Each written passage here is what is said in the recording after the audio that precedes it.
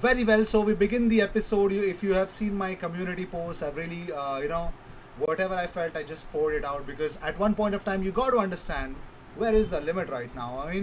I've seen people boycotting during Emery's time. They did not want to watch the games, so the stadiums used to be empty, wherein that was seen as a trigger that the change has to be done. So Emery was sacked, and I'm seeing something similar, but this time on with the players. Now, of course, you might say that IG there's something really wrong with Aubameyang and Lacazette, but somehow it doesn't look like it. And people are definitely have already jumped into conclusions, saying that they don't want to play under this manager because I think they were under the premise, the players were under the premise that some new signings will be made. That's why they signed some new contracts, and I don't know why Lacazette is really flashing up because probably he's not getting a new deal. He wants to go somewhere else. I don't know what's the case, but for now, the non-cooperation movement goes on with the strikers. I guess I think that's my best assumption as to why Arsenal's two strikers, two senior football players, are not available, and one of them is a captain. For God's sake! Wow. Okay, they might be ill. They might be ill, but okay. It doesn't give me a very good sign, and no one has come up with any explanation. Chris Wheatley just says again in an official, um, how should I say this, a post that they both are not available for the Chelsea game. Very well. Let's see what happens. Moving on, Fabrizio Romano tweeted out that Tammy Abraham has accepted to join AS Roma. Um, Done deal. The agreement has been reached with the English striker as per Gianluca Di Marzio. Chelsea will receive 40 million euros on permanent deal paid in installments. Abraham will sign his contract after medicals in the next days. Well, also funny story as to everyone believed in that Tammy Abraham had told his Chelsea teammates that he wanted to join Arsenal, but no offer ever arrived, and that's why Tammy Abraham is not playing for Arsenal. Of course, he was not supposed to. That's why there was no bid from Arsenal there. Moving on, Arsenal are confident of tying Reece Nelson down to a new contract before sending him out on loan.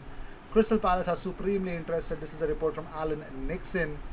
Now, he says that Arsenal don't want to lose Mikel Arteta's winger in Reece Nelson, and Nelson will be offered fresh terms beyond his current 2-year deal left, and he will be tied down and then allowed to be going on. And Crystal Palace are really wanting him, and let's see where the Eagles, how much desperate are Eagles to sign Reece Nelson on loan. Moving on, so the Madrid zone and via AFCT24 news, well, it's been clear at one point of time that Martin Odegaard's Butragueno says Martin Odegaard's future. Ancelotti made it clear and talked about him. I don't have anything to say. If you don't know what he said, well, it's pretty much clear that they both have not been signed up. So don't worry.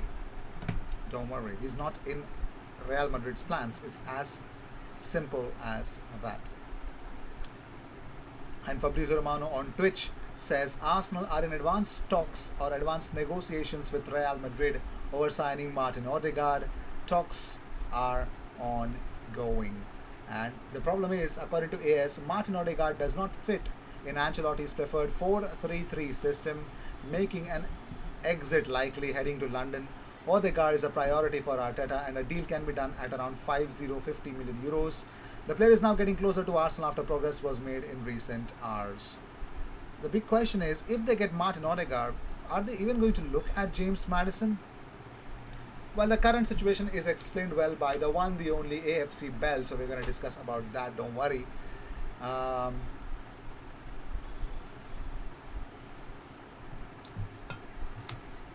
yes, and not only that, well, it looks like Fabrizio Romano also said that Hosam Awar is an option for Arsenal, but nothing is advanced with him yet. There are two clubs involved in him. For him, it's Arsenal and, of course, Tottenham Hotspur. Both are really looking likely the destinations available. If Hosam Awar leaves, there are only two clubs that are chasing him right now. Nobody else wants him as of now. Nobody else wants him, yeah. and that is a very sad part of the game, but it is what it is. Well, moving on, talking about different stuffs as usual. Well, let's talk about James Madison. Well, Odegaard and Madison, the two names that really just does not go away from Arsenal's radar. How should I say this? But Elliot, first of all, let me just read out this tweet from Elliot Richardson, who's a board member of One Football, chairman of Club Advisory Board, and he is, and founder of Dugout. Now, he says that there is such a lack of funds for transfers in Europe. It's a real problem across the market and affecting EPL clubs with lack of liquidity in market. Expect lots of loans this summer and a lot going to go last few days. Also, CFOs doing a lot of number crunching to make it all work. Marina, she sold off good amount of players so that she could balance the books and justify the Lukaku signing. You just can't say that Chelsea are buying the league.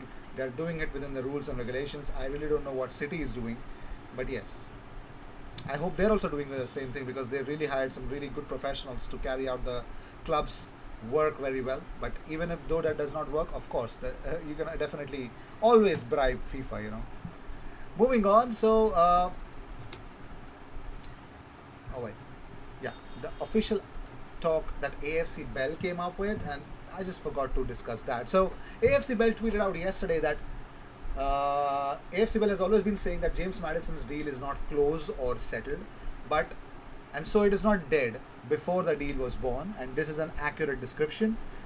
Mentioned in January and reiterated on several occasions, the AFC Bell that Odegaard was an option on the club's list, and one that would be seriously considered if efforts to sign an A-plus player were not crowned with success. Some of the followers sharpened their knife to flay the sheep before slaughtering it.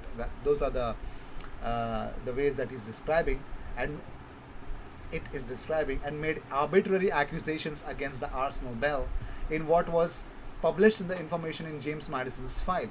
We believe that what we have published was quoted from sources we believe in closeness and credibility, and we sought to be honest and truthful in our proposal, and we believe that we transmitted the facts of what took place in secret with transparency. Until the early hours of this afternoon, Arsenal had not notified James Madison's camp that it had ended or would end its interest in the player for this window. Members of the player's narrow circle still see Madison's move to Arsenal as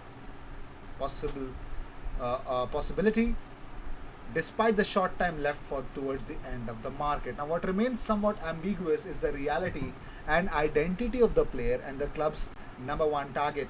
Is it Madison or Odegaard? We are assured of what we have published, and everyone is free to believe what they see and read with their own eyes. How many media outlets said that Thomas Partey was an unlikely deal, and then flattered articles about Arsenal's work on the deal years ago? AFC Bell is why does AFC Bell why do they even have to justify themselves, man? That's crazy.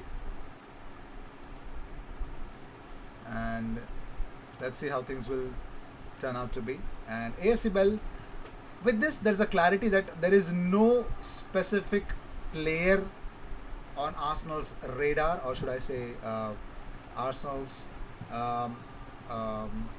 vision as to this is the right player, this is the number one target. Is it Madison or Odegaard? Imagine Arsenal are working so secretively that even AFC Bell does not know who is Arsenal's number one target for that extra number 10 role. They need a marquee signing in that cam role. Who's going to provide it? Is it Madison? I mean, the fan base is still divided. I mean, I've seen a lot of people already talking about it should be Odegaard, and some fan base, some people from the fan base say that no, it should be Madison. You know what do I think? I think Madison would be a very a statement signing. A statement signing is a signing which tells your fans, hey, we're spending, relax, we're spending to some quality players. And I think Madison is a quality guy, but he got injured yesterday, right? Against Wolves. He was substituted, but Brendan Rodgers said that there's only one reason why Madison was substituted, and that's because he wanted to increase the tempo of the game, and Madison was not adding to it. Plus, he got a knock at the back, and he was walking properly, so everything should be fine. The scans will be ongoing, so I don't believe. I saw the replays. I don't think so. There was a big issue with that, but still, yeah, that's the update, because James Madison is injured for now. Okay. Of course, a lot of Arsenal fans are watching it, and many outlets also reporting that Aubameyang will be sold. I don't know what's happening at Arsenal at the moment. So unless new signings, see, if I don't see by the end of the window, if I don't see any more signings, I think the manager, and of course the manager should not be sacked, but he should decline. He should resign.